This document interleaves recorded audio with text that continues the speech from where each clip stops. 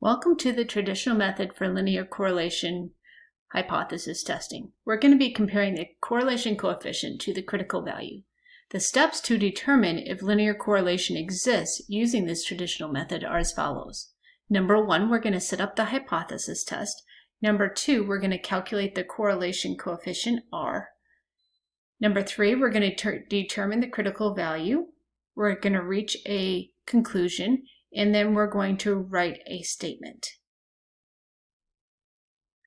The correlation coefficient formula, step number two, is going to be a big, ugly formula. Oh, I'm sorry, I forgot. Step number one. Step number one, the hypothesis test setup is going to be h sub 0, where rho equals 0. And we're going to assume no linear correlation exists, because remember, h sub 0 always contains equality. H sub a is going to be rho does not equal 0, and that's going to indicate that some linear correlation exists. Step number two then is the ugly formula part. There's lots of n's, x's, y's, summations, divisions, square roots, squaring, all that. But we're going to actually use our calculator's advanced features or Statcrunch or some other form of technology in order to calculate the correlation coefficient R. Remember, R measures its strength. So R is going to be between -1 and +1. If the values of either variable are converted to a different scale, then the value of R will not change. So for example, if feet or inches are used, the value of R will not change. The value of R is not affected by the choice of X and Y. We can interchange X and Y variables and the value of R will not change. So if we put the first is row or a column as X and the second column is Y, if we put Y in the first column and X in the second column, the value of R will not change. Again, R measures the strength of the linear correlation relationship. The closer it is to -1 or a +1, the stronger the linear correlation that exists. R is very sensitive to outliers, and so sometimes we might have to remove the outlier to see if there's any significant difference. Statcrunch instructions are listed below. You can enter the data into columns 1 and 2, then use stat, regression, and simple linear. Select the X variable and the Y variable column and hit compute.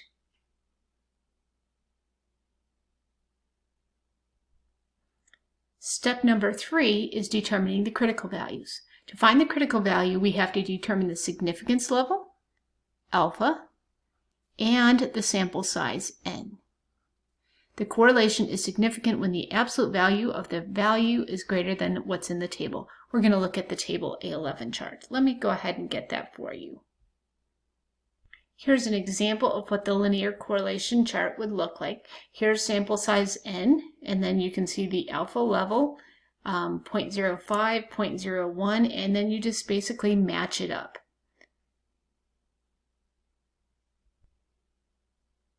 Step number 4, reaching the conclusion. So here is, if R is less than the negative critical value or greater than the positive critical value, we conclude that some linear correlation exists.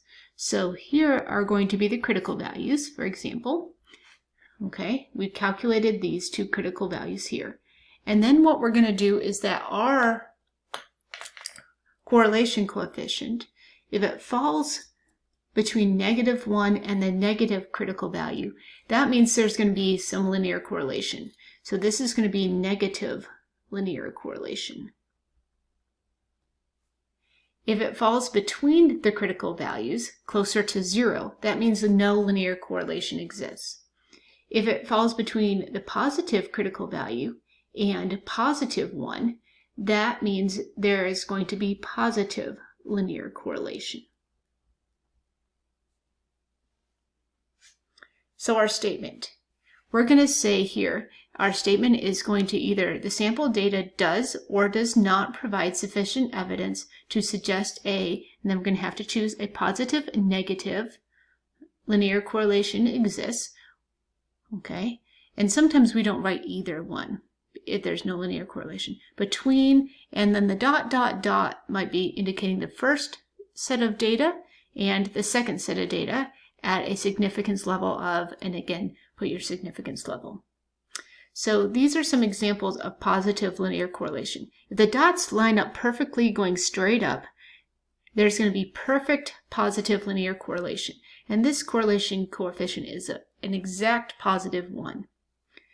If the dots seem to go up to the right but not exactly lined up, this is going to indicate a strong positive linear correlation. So for example, maybe 0.81, probably a 0.99, 0.95 would be a very good strong linear correlation. If the dots don't line up very well, okay, but they kind of indicate an upward trend, okay, so this might indicate a R equals 0.5, a weak positive correlation. A perfect negative linear correlation is when the dots line up exactly going downward to the right. That indicates a perfect negative linear correlation, so R is -1.